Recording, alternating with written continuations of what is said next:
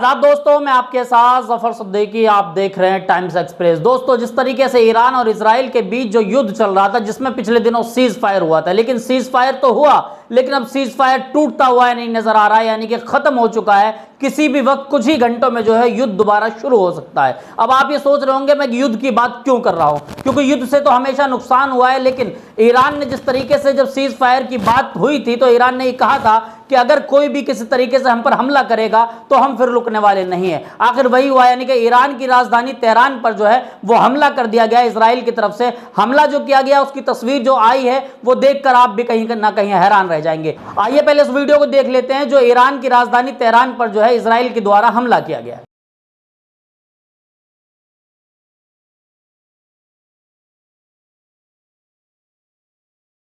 जी हाँ दोस्तों, देखा आपने ये हमला किस तरीके से किया गया, यानी कि ये हमला ऐसा है जिससे दिल दहल जाएगा। यानी कि इजराइल जो है वो लगातार बच्चों जैसा खेल करता नजर आता है। यानी कि इजराइल ने, जैसे पिछले दिनों आपने देखा, फिलिस्तीन के बच्चों पर किस तरीके से जुल्म ढाया, फिलिस्तीनियों को किस तरीके से मारने की कोशिश की, वहां पर लाशों से जो है खून की होलियां खेली गई।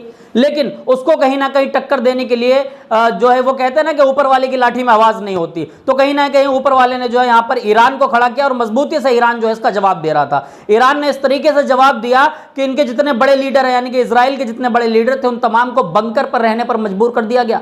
यानी कि वो पीएम हाउस, सीएम हाउस छोड़कर बंकर में भाग गए, बंकर में रहने लगे इजरायली। तो इजरायलियों को जो है जब कुटने का नंबर उनका सामने आया, तो उसी बीच जो अपने आप को सबसे बड़ा सुपर पावर कहता है अमेरिका, यानी कि अमेरिका का सिर्फ एक ही काम है साथियों, कि हथियार बेचना। हथियार बेचने का व्यापार है, वेपन्स बेचते हैं, और अमेरिका जो है वो बीच में कूदा और अमेरिका ने एक जो है अटैक ईरान के ऊपर किया। लेकिन ईरान जो है वो इतनी मजबूती से लड़ाई लड़ रहा था, ईरान ने अमेरिका को भी नहीं बख्शा। कतर के अंदर जो अमेरिका का एयरबेस था, एयरबेस पर हमला कर दिया। ईरान ने जैसे ही एयरबेस पर हमला किया, फौरन अमेरिका तिलमिला गया और अमेरिका ने फौरन जो है सीज फायर की बात करनी शुरू कर दी। उसी बीच जो है युद्ध को विराम करना पड़ा और युद्ध पे जो है सीज फायर हो गया। लेकिन सीज फायर के बाद अगर बीच में इस तरह की तस्वीर आई है, यानी कि जो तेहरान पर हमला किया गया, जो राजधानी पर हमला हुआ, वो किसी से छुपा नहीं है और अब युद्ध किसी भी वक्त शुरू हो सकता है। और जिस तरीके के पीछे वीडियोस आ रही थी, आपने भी देखा होगा कि बड़ी बड़ी मिसाइल की तैयारी जो है वो ईरान की है। ईरान के पास साथियों वेपन्स की किस तरीके से कमी नहीं है। मैं बात करूं ईरान और इजराइल की कंपैरिजन की, तो ईरान और इजराइल की मैं बात करूं तो ईरान के मुकाबले, इजराइल के मुकाबले ईरान जो है वो बहुत मजबूत है।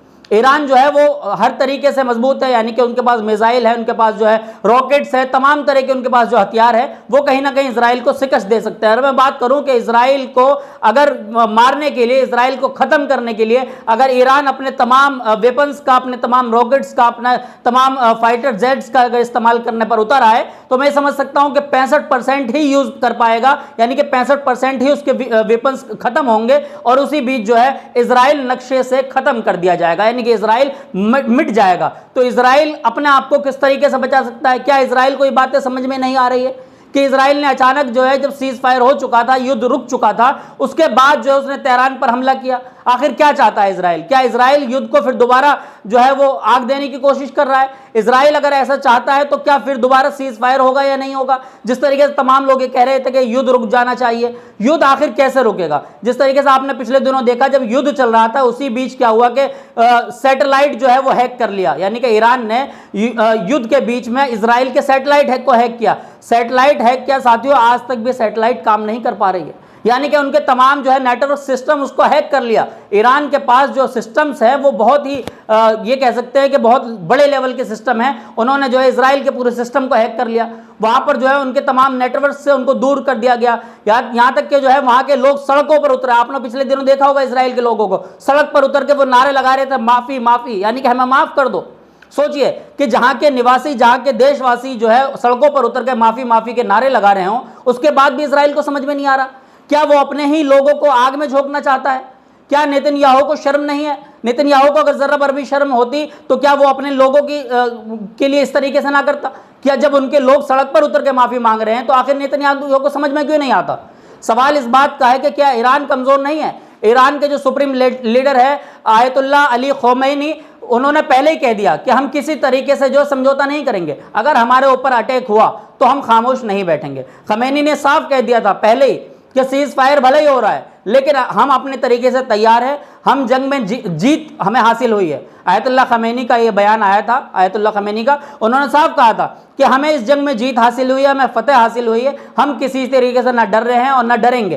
तो यानी कि इजराइल ने जो है इस बार फिर यानी कि सांप के मुंह में हाथ दे दिया, यानी कि दोबारा जो है ईरान को जगाने का काम इजराइल कर रहा है। जी हाँ साथियों, तो जिस तरीके से इजराइल जो है वो अपने काली करतूतों को करने से बाज नहीं आ रहा है, तो ईरान उसको जवाब जरूर देगा। आइए हम बात कर लेते हैं कि किसके पास क्या कुछ है। अब हम बात करते हैं कि ईरान के, अगर हम बात करें सक्रिय जवान की, तो ईरान के पास 6,10,000 सक्रिय जवान है, जबकि इजराइल के पास 1,70,000 है। वहीं रिजर्व जवान की बात करें तो 3,50,000 जो है वो ईरान के पास है, वहीं 4,65,000 जो है वो इजराइल के पास है।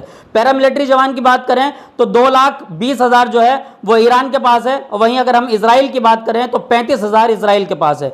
हम बात करें बख्तरबंदी गाड़ी की तो 65,825 जो है वो ईरान के पास है, वहीं 35,985 इजराइल के पास है। टैंक की बात करें तो 1,713 टैंक जो है वो ईरान के पास है, वहीं सामने बात करें तो इजराइल के पास मात्र 1,300 टैंक है। मोबाइल रॉकेट प्रोजेक्ट की बात करें तो 1,517 जो है वो ईरान के पास है, और अगर हम इजराइल की बात करें तो 183 सिर्फ मोबाइल रॉकेट्स उनके पास हैं। हम बात करें अटालरी की तो 3405 जो है वो ईरान के पास है, और इजराइल की बात करें तो 1100 उनके पास मौजूद है। वही हम बात करते हैं कि एयरक्राफ्ट की तो 551 जो है एयरक्राफ्ट ईरान के पास है, 611 एयरक्राफ्ट जो है वो इजराइल के पास है। पनडुब्बी की बात करें तो 25 जो है वो ईरान के पास है, और 5 सिर्फ इजराइल के पास है। फेगरोड युद्धपोत की बात करें तो हम 7 जो है वो ईरान के पास है, और 0 जो है यानी कि इजराइल के पास एक भी नहीं है। फायर एयरक्राफ्ट की बात करें तो 188 ईरान के पास है, और 240 इजराइल के पास है। 13 जो है हेलीकॉप्टर है ईरान के पास, वहीं 48 हेलीकॉप्टर जो है वो इजराइल के पास है। ट्रांसपोर्ट एयरक्राफ्ट की बात करें तो 87 जो है वो ईरान के पास है, और मात्र इजराइल के पास 13 है। तो यानी कि कहीं ना कहीं ईरान जो है वो अपने हथियार और वेपन्स की भी बात करें तो उसमें भी बहुत मजबूत नजर आ रहा है। क्योंकि परमाणु की तो हम बात इसलिए नहीं कर सकते क्योंकि परमाणु जो है वो उसका इस्तेमाल करना वो कहीं ना कहीं ठीक भी नहीं है, और कोई इतनी जल्दी उसको इस्तेमाल नहीं कर सकता है। लेकिन उसके मुकाबले जो रॉकेट्स हैं वो तमाम चीज़ें ईरान के पास बहुत है, और ईरान जो है वो मजबूती से लड़ने के लिए तैयार है। ईरान जिस वक्त लड़ाई लड़ रहा था तो तमाम दुनिया की निगाहें जो वो ईरान पर टिकी थी कि इजराइल का अब क्या होगा, इजराइल क्या नक्शे से खत्म हो जाएगा। लेकिन अगर सीज फायर नहीं होता, जिस तरीके से जो है उनके मीडिया हाउसेज पे और उनके जो है पीएम कार्य जो है हाउसेज थे उन पर तमाम पर जिस तरीके से ईरान ने मजबूती के साथ हमले किए थे, उनके जो है तमाम बेसिस को उड़ाया जा रहा था, तो ऐसा लग रहा था कि वो नक्शे से खत्म हो जाएगा। लेकिन बीच में जो है अमेरिका ने आकर जो है जो भी किया, ये कहा जा रहा है कि अमेरिका ने सीज फायर कराया, लेकिन सीज फायर के ही तहत वो युद्ध रुका तो सही, युद्ध रुक गया कि सब कुछ रुक गया, लेकिन अब युद्ध को दोबारा जो है वो पैनी करने की कोशिश जो कर रहा है वो ईरान कर रहा है। अब इस युद्ध का जो भी अंजाम होगा उसका पूरा पूरा जिम्मेदार कहीं ना कहीं जो इजराइल होगा। इजराइल क्यों होगा? इजराइल इसलिए होगा क्योंकि इजराइल ने पहले भी जंग शुरू की थी, यानी कि ईरान पर जो पहला हमला किया था वो इजराइल ने किया था, और दूसरे हमले को भी अगर कोई हवा दे रहा है तो उसका नाम भी जो है वो इजराइल है। यानी कि इजराइल कहीं ना कहीं जो है वो दंगा फसाद करने की कोशिश में लगा है। इजराइल ये चाह रहा है कि किस तरीके से युद्ध शुरू हो जाए। तो अगर ये युद्ध इजराइल शुरू कर रहा है, पहले भी ईरान के सुप्रीम लीडर कह चुके हैं कि अगर आप शुरुआत करोगे तो खत्म हम करेंगे। यानी कि सुप्रीम लीडर जो आयतुल्लाह अली खमैनी है उन्होंने साफ पहले ही कह दिया था कि अगर युद्ध तुम शुरू करोगे तो खत्म हम करेंगे। तो सोचिए अब तेहरान पर जो हमला हुआ उसका खात्मा जो है अब यानी कि ईरान करेगा। तो ईरान अगर अब किसी भी तरीके से वहां पर हमला करता है तो अब उनके समर्थन में जो है यानी कि इजराइल के समर्थन में कोई नहीं उतरेगा। क्योंकि अभी पीछे ये सुनने में भी एक खबर आई, सूत्रों के हवाले से हम तक ये पहुंचा कि ईरान और इजराइल के बीच जो युद्ध चल रहा था इसमें कई बड़े बड़े देशों ने जो है इजराइल का बाइकआउट करना शुरू कर दिया। ये कहा कि इजराइल का सामान हमें नहीं लेना है, इजराइल की जो है प्रॉपर तरीके से उनकी कमर तोड़नी है। तो यानी कि जब उनके पास पैसा खत्म हो जाएगा, उनका बिजनेस ठप हो जाएगा, तो आखिर वो किस पैसों से वो वेपन्स खरीदेंगे, किन पैसों से वो हथियार खरीदेंगे? इन तमाम सवाल के घेरे में जो है इजराइल और ईरान की तमाम अपडेट्स लगातार हमारा चैनल यानी कि टाइम्स एक्सप्रेस आपको पल पल की खबर दिखा रहा है। पल पल की खबर आप तक जो है टाइम्स एक्सप्रेस पहुंचा रहा है। अब आपकी जिम्मेदारी है कि लोगों तक इन तमाम खबरों को पहुंचाना। जब तक के लिए लेता हूं आपसे अलविदा। फिल्म किसी वीडियो के साथ देखते रहिए टाइम्स एक्सप्रेस।